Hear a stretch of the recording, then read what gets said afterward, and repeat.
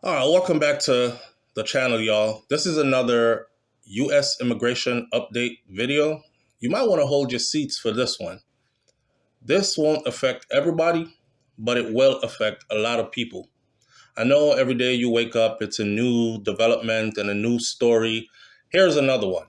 If you've never been here before, go ahead and hit that subscribe button. Click the bell next to the subscribe button so you're notified every time a new video goes up on SouFLoTV. First of all, let's start by explaining what a H1B visa is, since we woke up this morning to headlines that President Donald Trump has signed a proclamation adding $100,000 US annual fee for a H1B visa application. I saw a lot of comments under these headlines that said stuff like, oh my God, if people could afford that kind of fee, they would just stay in their country. Nobody is going to be coming to the United States of America to work now. Other people are saying this is going to be damaging for the United States of America, while some people are actually applauding the $100,000 addition. So before you go getting your little shorts and panties in a bunch, let's go right into what the H-1B is, who uses it, who pays for it, and all that. So a H-1B visa is a U.S. non-immigrant visa category for foreign professionals to work in specialty occupations which require a bachelor's degree or the equivalent thereof in a specific field like tech or engineering or medicine. So the entry level is a bachelor's degree or the equivalent of, and moving upwards. That visa, the H-1B visa, it is a employer-sponsored visa. This is not a visa you go get on your own. It is an employer-sponsored visa, meaning a U.S. company must file the petition for a foreign worker in order for them to come through on that visa.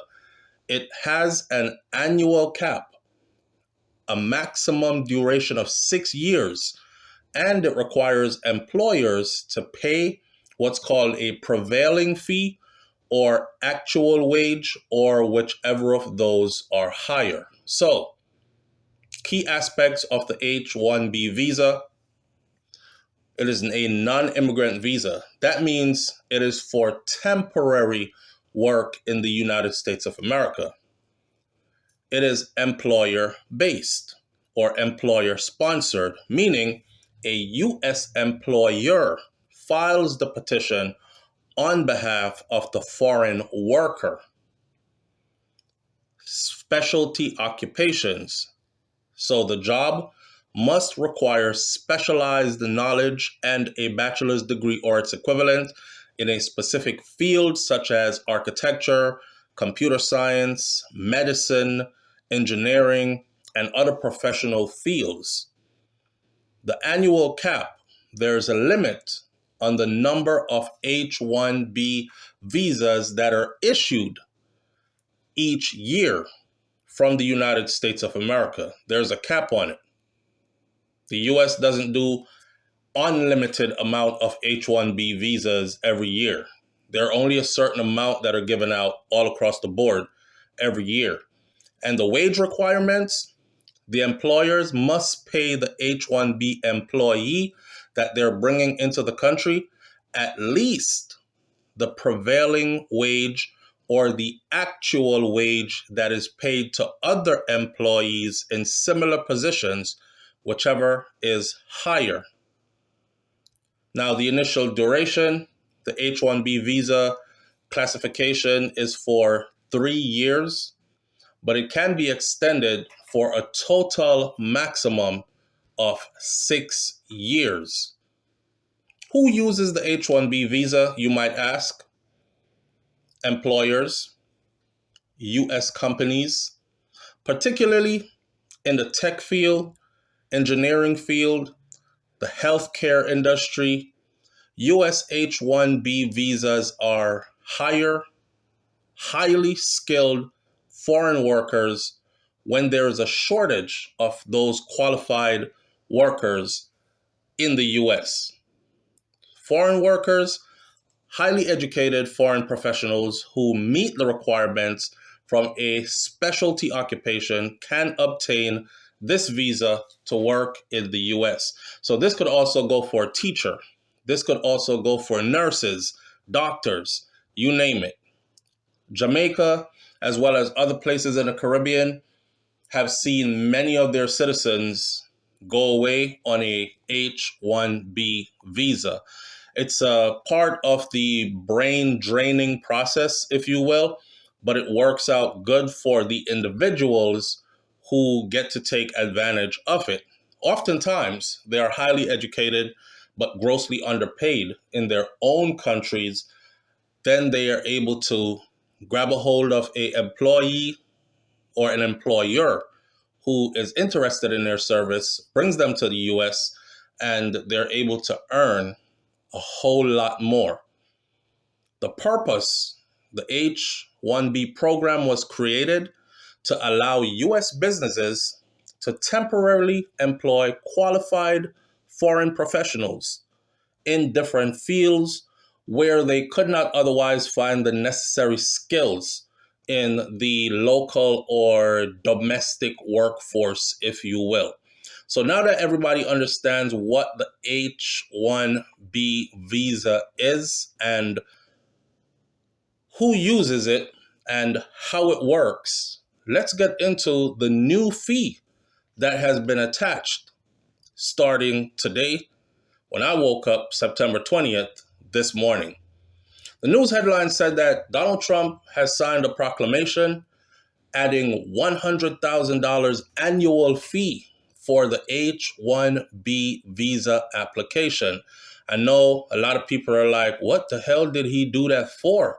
That is going to hurt American companies who depend on foreign workers to come over here and do the work. Well, they have another spin on it, and we'll bring it to you. So President Donald Trump on Friday signed a proclamation that will require a $100,000 annual visa fee for highly skilled foreign workers, and it also rolled out a $1 million gold card visa, which is a pathway to U.S. citizenship for more wealthy individuals. Recently, we had a discussion pertaining to a very popular Jamaican entertainer like Vybz Kartel, where people were saying he can't stay in the United States of America for too long. He is not a permanent resident. He's on a work visa.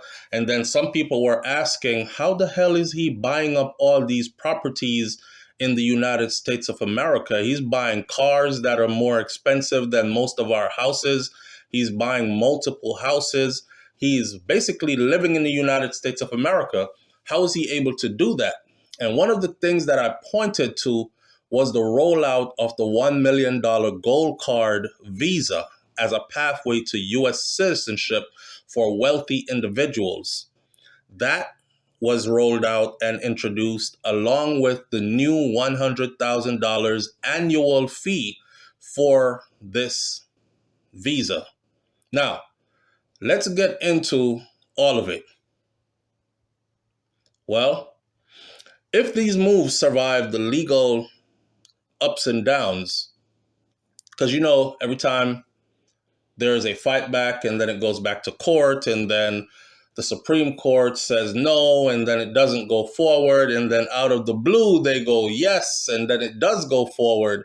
So we don't know which way this is going to go. I'm willing to bet, like I've said before, Donald Trump gets his way. So this is probably going to be what it is. So if the move survives, which I think it will, they will deliver staggering price increases.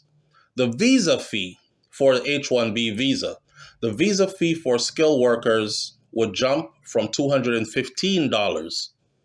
The fee for investor visas, which are common in other places, that would jump from $10,000 per year to $20,000 per year. And the H-1B visa, which requires at least a bachelor's degree, those are meant for high-skilled workers that tech companies find difficult to fill along other fields. Critics say that the program is a pipeline for overseas workers who are often willing to work for as little as $60,000 per year, which is well below the $100,000 plus salary typically paid to US technology workers. So you have what happens is, because the fee for the H-1B visa was so low, these companies would bring these people in at pretty much no cost to the company, and then these people would agree to a lower wage, something like $40,000 lower annually, because for them in their country, it's still a whopping whole lot of money. But to an American who is able to look at another American who you went to school with, you and your buddy graduated from school, you're asking him, hey, John, I know you're working at IBM. What's your salary like, bro? And John is like, well, they started me out at $120,000 per year. And you're able to say, well, I'm over here at Daxtar, and Daxtar is paying me 60. So John would say, nah, bud, don't take that job. Come on over here to IBM with me. But if you have these foreigners who are coming in, they won't need you. The foreigners will say, I will gladly take the 60, sir. So I guess that is what Trump is trying to prevent. So he has came out with this $100,000 fee. Trump on Friday insisted that the tech industry in particular would not oppose the move. Commerce Secretary Howard Lutnick said all big companies are on board. All big companies are on board, which I find quite strange because all big companies usually want to hire these foreigners. I know y'all see it, a lot of Indians, a lot of Africans, mostly Indians in the tech field. So how come all of them are suddenly on board to pay $100,000 for a foreign worker when they were only paying a little bit of money before? We'll get into that later. So, representatives for the biggest tech companies, including Amazon, Apple, Google, and Meta, they did not immediately respond to messages for comments concerning how they feel now that he has actually signed the paperwork for this to move forward. Microsoft responded as in, we decline to comment. But according to Trump, all big tech companies are on board. So Lutnick said that the change will most likely result in far fewer H-1B visas than the 85,000 annual cap that is allowed because it's just not economic anymore. Damn. So if you're going to train people, you're going to train Americans. And I can tell you what's about to happen. They're about to get the highly skilled individuals from overseas for cheap, and they will get one. Instead of getting, say, 5 of them for a company, they will get one. And they will use that one to train Americans, and then they will send that one back, terminate the contract, and then you'll have skilled, trained Americans who know how to do the job exactly how they want it done. The problem is, though, they'll still have to pay these Americans way more than the immigrants were accepting. So Lutnick said on a conference call with reporters that if you have any sophisticated engineer and you want to bring them in, then you pay the $100,000 a year for your H-1B visa. It's that simple. Trump also announced that he will start selling a gold card visa. Now, this gold card visa comes with a pathway to U.S. citizenship, and it is for $1 million after vetting, which means they're going to vet your background, give you time here to see if you're good for here. They don't want to give it to a terrorist. They don't want to give it to somebody who is anti-American. So after vetting, it's available for $1 million with a pathway to citizenship. So for companies, it will cost the company $2 million to sponsor an employee, which means a company can now buy a gold card for a particular individual. You must be of high value to that company.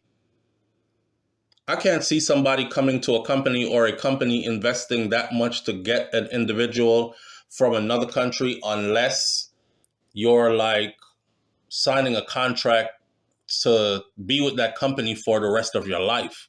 $2 million. And then go for your gold card visa, which would give you a pathway to citizenship. So you would skip the line completely.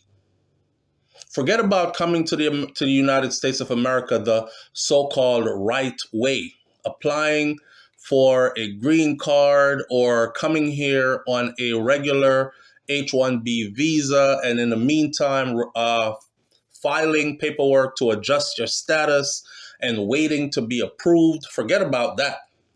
If you have enough money in the air or someone with enough money and interest in you, you can skip to the front of the line.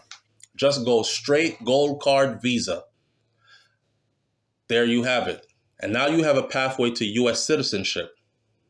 But that one is going to cost $2 million if you're sponsored by a company, $1 million if you're doing it, say, as an independent individual for yourself. Then you have the Trump Platinum Card. Listen, the Trump Platinum Card, that will be available for $5 million. And the Trump Platinum Card will allow foreigners to spend up to 270 days in the U.S. without being subject to U.S. taxes on non-U.S. income. Donald Trump announced a $5 million gold card in February to replace the existing investor visa. Well, this is now the Platinum Card. The Platinum Card, however, comes at a hefty price of $5 million.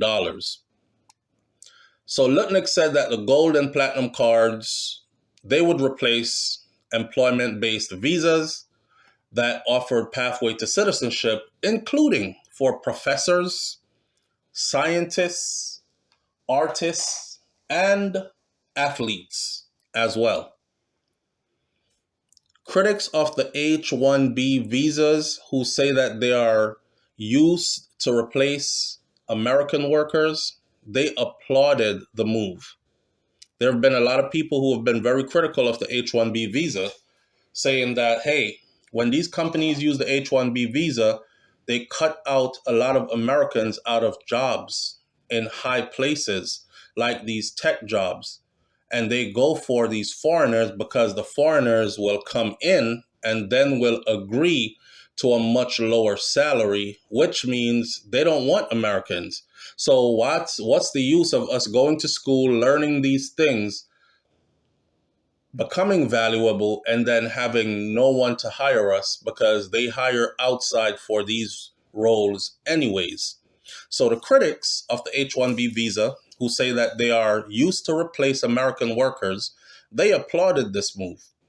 U.S. tech workers, an advocacy group, called it the next best thing to abolishing those visas altogether. They actually want the visa gone. Doug Rand, a senior official at the U.S. Citizenship and Immigration Services during the Biden administration, said that the proposed fee increase was ludicrously lawless. Doesn't like it at all. Thinks it's super crazy. This isn't real policy. It's fan service for immigration restrictionists, he said. Trump gets his headlines and he inflicts a jolt of panic, and he doesn't care whether this survives first contact with the courts. On the other hand, you have Lutnick, who said that the H1B visa fee, we're talking about the $100,000, and the gold card for the $1 million, those could be introduced by the president, which they have been. But the platinum card, which that's the $5 million card, that's going to need congressional approval. For some reason, I believe that too will get its approval. Tell me what you think in the comment section if you think that's going to get its approval as well. Now, historically, the H1B visas, they have been doled out through a lottery. They usually have a lottery to give these away.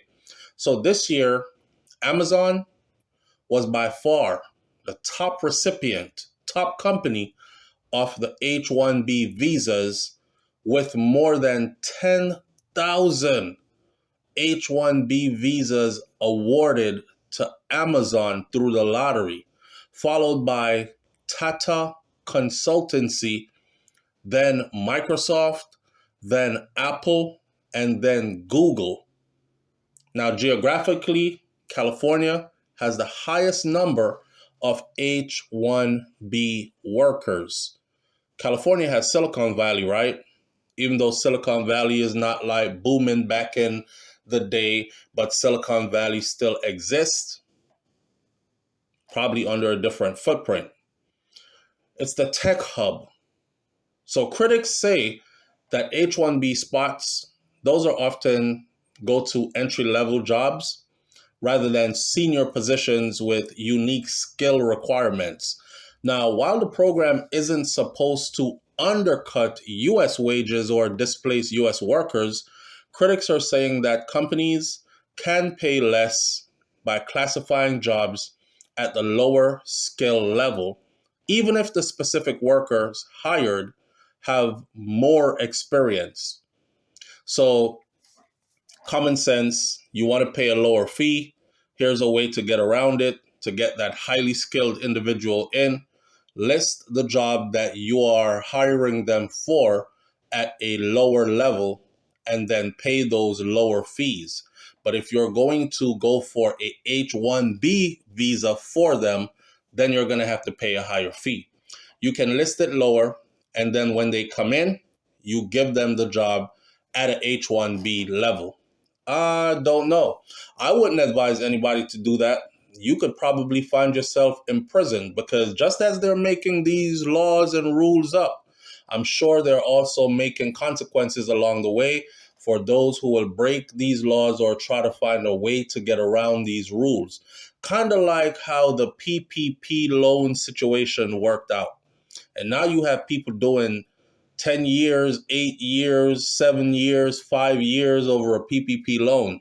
Money that they thought was free and untraceable and they didn't have to worry about. So, as a result, many US companies find it cheaper to contract out help desks, programming, and other basic tasks to consulting companies such as the company called Wipro or Infosys, HCL Technologies, Tata, all these companies in India, and IBM and Cognizant in the US. These consulting companies hire foreign workers, often majority of them from India, and contract them out to the US employers who are looking to save money.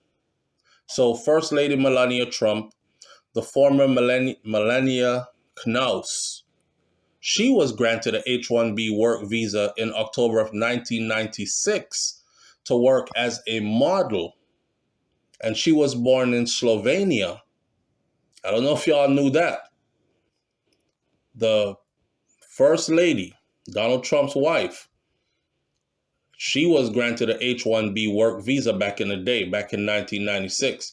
Now, in 2024, lottery bids for the visas plunged nearly 40% in 2024. It was just like people didn't want them, which authorities said was due to success against people who were gaming the system by submitting multiple, sometimes dubious applications to unfairly increase their chances of being selected. So major technology companies that use H1-B visas, they sought changes after a massive increase in bids left their employees and their prospective hires with slimmer chances of actually winning the random lottery. So facing what is acknowledged was likely fraud and abuse, the USCIS, U.S. immigration authorities, this year said that employees who had one shot at the lottery, whether the person had one job offer or 50.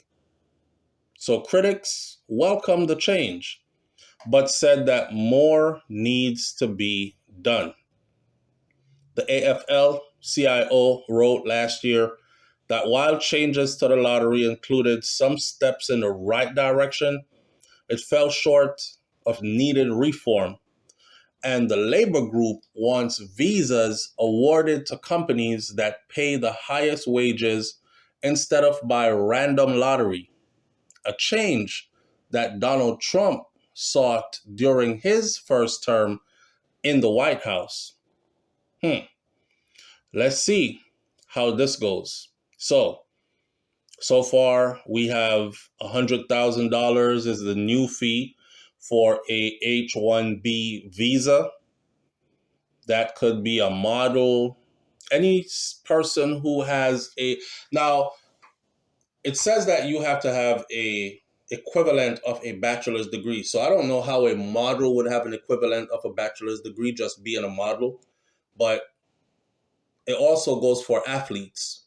Like, for instance, the Miami Dolphins or the Atlanta Braves or the Los Angeles Lakers, if they want to hire this 6'7" center who is some basketball phenomenon from Jamaica, they're going to have to pay a $100,000 H1B visa to get him on a contract, get him over here working, or they can, if they have the money, which they probably do, they would be more inclined to go for a gold card visa, which would have a pathway to citizenship, and that would be $1 million.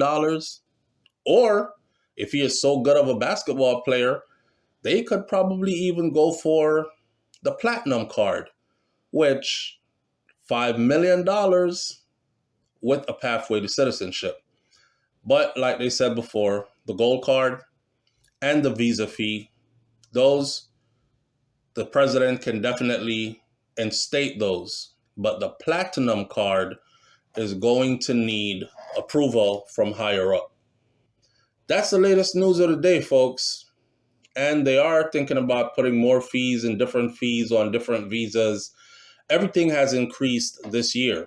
Just go to the USCIS site and look up visa increase, and you will see all the different visas and what fees they used to have compared to what fees they now have.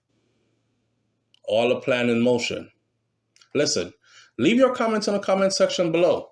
Tell me what you think about this one. Tell me if it will be affecting you or any of your family members or friends, and or if not. And I'll catch you on the next video. It's SouFLoTV. I'm out. Peace.